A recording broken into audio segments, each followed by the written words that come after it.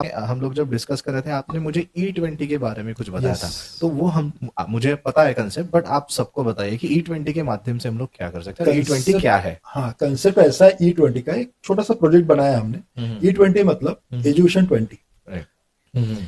तो E20 का concept ऐसा है कि जैसे हमारे देश में 2023 में G20 हुआ था, राइट। मतलब जितने भी जायंट 20 कंट्रीज थी वो इकट्ठा हुई थी। उन्होंने अलग अलग विषयों पे, एनवायरनमेंट पे, एजुकेशन पे डिस्कशन किया था।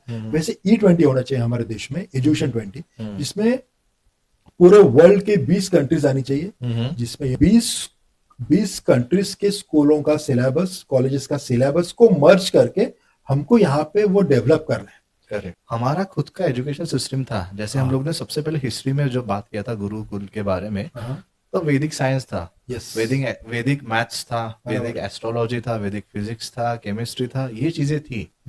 तो मैं कहीं ना कहीं ये भी सोचता हूँ कि रादर देन बाकी चीजें आप उन पे लाते हो, ये भी चीजें करवाओ ना। हाँ। मतलब कोई एक टीचर ऐसा लगा दो कि जो ये हमारे हिस्ट्री, जस्ट एक हिस्ट्री के बारे में बताओ कि हिस्ट्री में हम लोग भी ऐसा पढ़ाते थे, वैदिक Right. साइंस, वैदिक मैथ्स बहुत अच्छा था। हम लोग आज वैदिक एस्ट्रोलॉजी भी फॉलो करते हैं। यस।